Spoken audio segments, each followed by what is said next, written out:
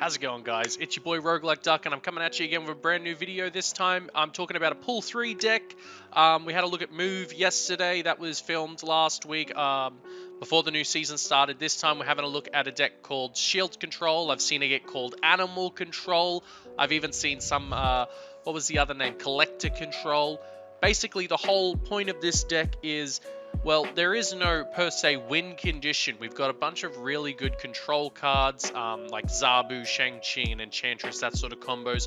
And then we're also relying on the great power you can get from the Collector, and we're using card-generating cards like Agent 13, Maria Hill, Agent Coulson, and Nick Fury. They're going to be putting cards in our hands, and we're going to be able to play them for a discount. So the really cool thing is Quinjet's going to discount all the cards that we generate off of the Shield cast, and we're just basically we're going to play around. We're going to have control cards in there to be able to control how the game plays out, and ultimately either we're going to win from control or we're going to win from some of the cards that we've gotten generated. So let's just go down the breakdown. Now, some builds of this are playing Valkyrie and Kitty Pryde, for obvious reasons. That's just a fantastic wombo combo, the Valkyrie and Kitty Pryde wombo combo. The only issue I had was I found when I was playing with that, the curve felt a little bit weird, and sometimes, you're just generating so much cards off of the card generation that Kitty Pryde was just sitting there on the board at like a 1/4 and never had any space to come back to the hand.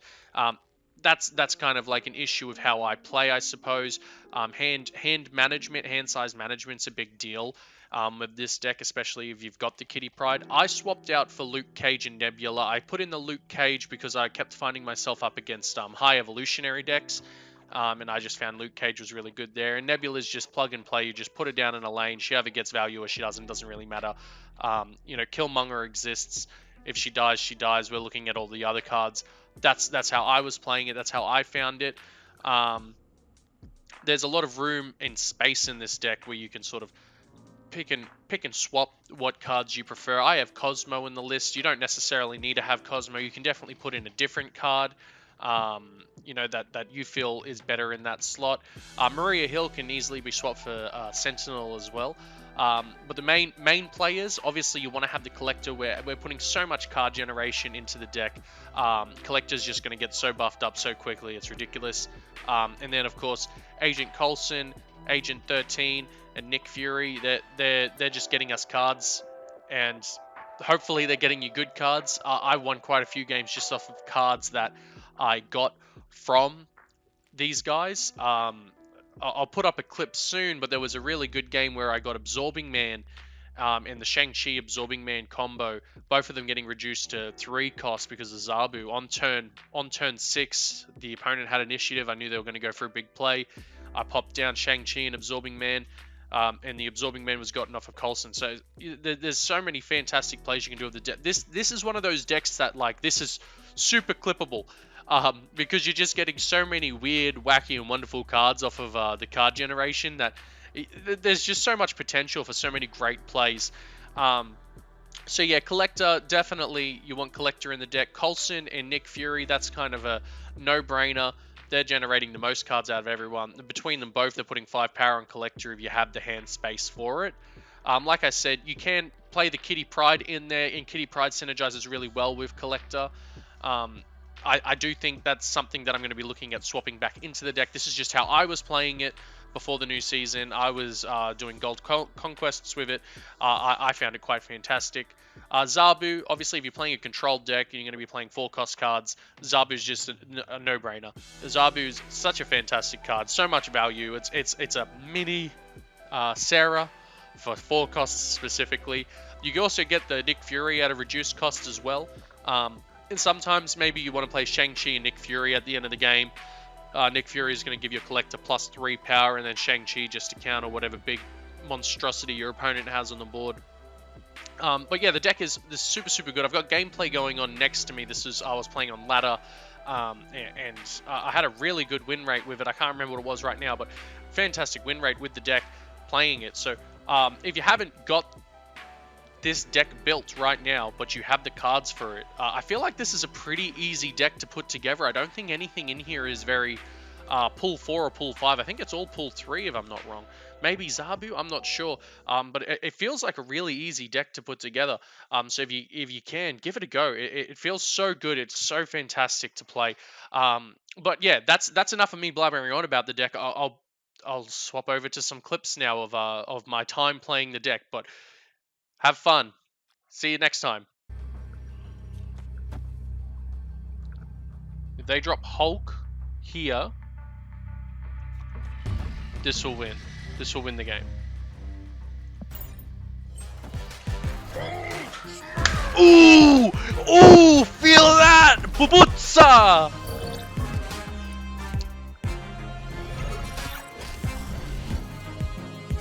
Hell yeah! Called it. Victory.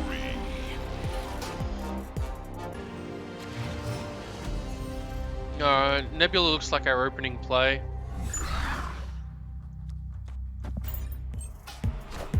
Collector's not bad to have. Fucking Jotunheim, eh? Damn.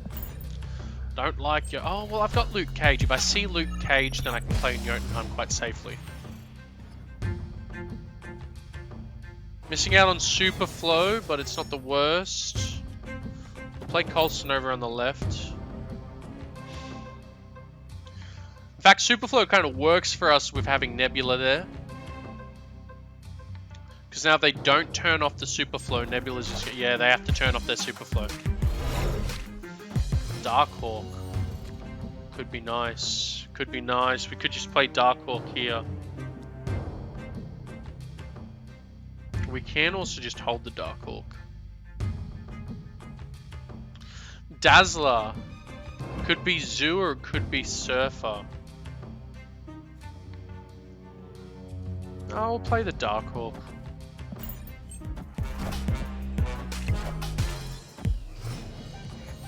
Interesting. Alright.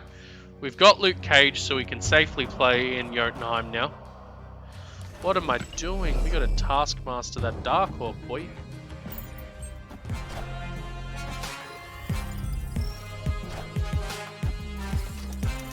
He's Doc Ocking me! Oh! He Doc Ocked my Shang-Chi, boy!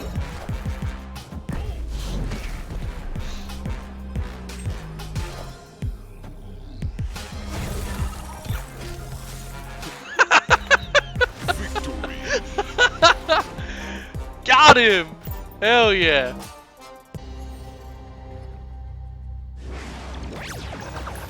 That was the best peak I've ever had. Normally, the peak screws me up.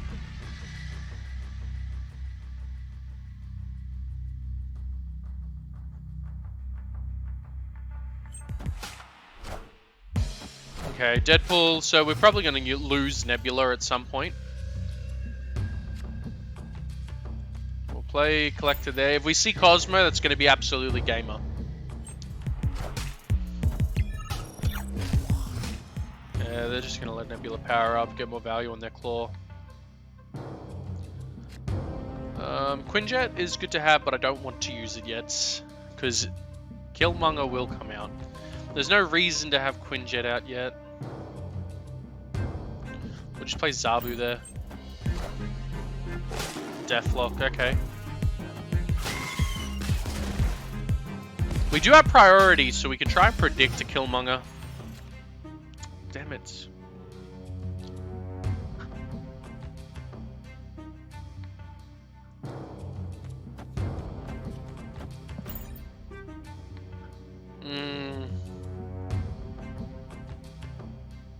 If I lose the Quinjet, I'll be a little bit upset.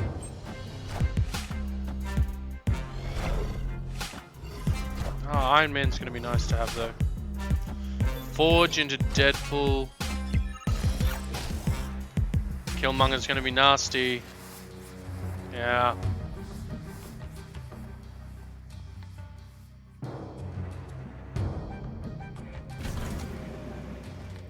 I don't really want an Iron Man there right now. We'll just Coulson. Coulson at least lets us hold a location.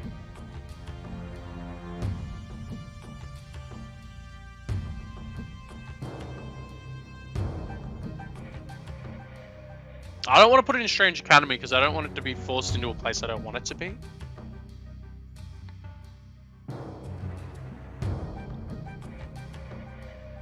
But like, if Coulson gets me a Shang-Chi right now, I'm going to be a happy boy. Because I'll Iron Man mid and I'll Shang-Chi right. So I'll assume that after this turn they take priority.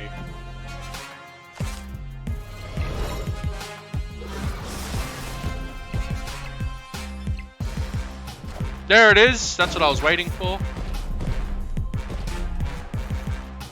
It's such a shame. So, there is a play here. Would you believe it? Why is this discounted? Oh, it's Abu.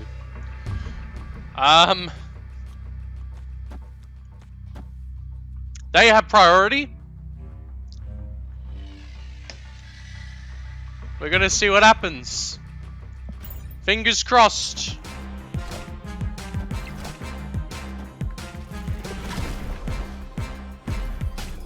So far, so good. So far, so good. So far, so good.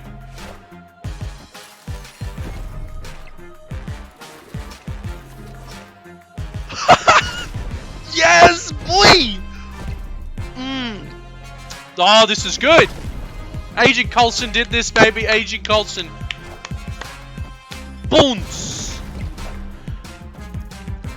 Bounce. Yes. Oh, that's crazy. Victory. Oh my god. Yes, that's so good.